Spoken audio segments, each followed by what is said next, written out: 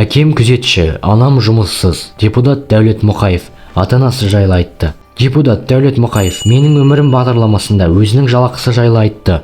Мен 720-740 мың төңірегінде аламын. Бұл біреуге әрине өте көп болып көрінеді. Бірақ мысалы шетелге кетіп қалып, ыдыс жусаң да, күзетші болсаң да, ол жақта 5000 доллар аласың.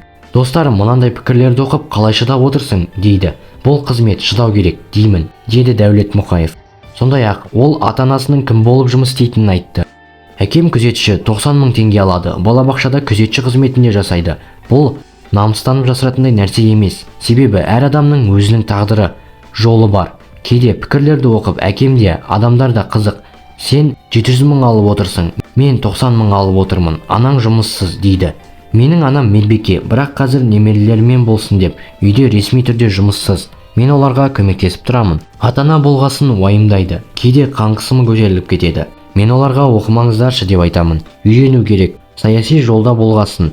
Әр адам сенен бірмін іздеп тұрады. Жақсы жағынан гөрі жаман бірдеңе көріп қалса, сол туралы көбірек таратуға тырысады. Бір жағынан ешкімге ренжуге болмайды, деді депутат. Сондай-ақ депутат Дәулет Мұқаев менің өмірім бағдарламасында алғаш істеген жұмыстары туралы айтты. Депутат бала кезінде әкесіне салмақ түсірмес үшін жазғы демалыстарда әртүрлі жұмыс жасағанын айтты. Әкем өмірі қара жұмыс істеді.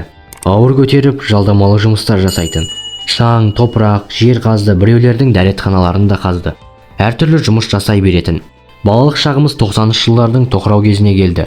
Ешкімге ренжудің қажеті жоқ. Ата-анама алғыс білдіремін. Бірінші кезекте олар мені оқытты. Мен әкемнің қара жұмыс жасағанын көріп, мен мұндай жұмыс жасамаймын, керісінше оқимын дейтінмін. Әкем де оқы дейтін. Менің оқуыма көп үлес қосқан анам. Әкем анама жұмыс жасатпайтын. Анам менің оқуымды бәрін қадағалап отырды. Мұндай қадағалау, бақылау болмаса, басқаша дәулет болар ма едім. Себебі оқу керегін, білімді адам озатынын 6-7 сыныпта жақсы түсіндім. Мен ол кезде ары қарай барлығын өзім алып кеттім. Бірақ жазғы демалыс кезінде әкеме күш түсірмес үшін көлік жуатынмын, шемішке, сағыз саттым. Шыбынның дәрілерін де саттым. 11-ші сынып бітіргеннен кейін 3 айда ұялы телефонның зарядкасын саттым. Бірлік, яғни единица құятын аппарат бастым. Университетте жол жүру билетін саттым. Университетте белсенді болдым. Бірінші курс бітпей жатып телевидениеға жұмысқа кіріп кеттім. 21 ғасыр көшбасшысына рахмет. Бұл еңбектің арқасы. Әкем үнемі адал қызмет ет деп айтып отырады, деді Дәулет Мұқаев. Алдағы мақсат 1500 жазылушыға жету, сондықтан да арнаға тіркеліп қоңыраушаны басып қойсаңыз бұл маған үлкен қолдау болар еді.